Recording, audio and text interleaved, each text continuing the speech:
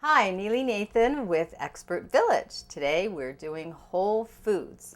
Right before dinner, I know my household is very busy. People, my family members are coming in, opening the refrigerator. Mom, what's for dinner?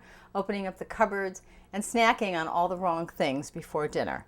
So I want to give you a good idea to put out so they won't, number one, be bothering you in the kitchen. And number two, you will be rest assured that they're getting something a little bit more nutritious. So I put out some whole multi-grain crackers, and then I put out a variety of hummus. Hummus has garbanzo beans, which are a whole food, and sesame seeds, which are a whole food. And typically this one has garlic and then roasted red pepper. Then for a beverage, I will choose an apple juice that's 100% freshly pressed.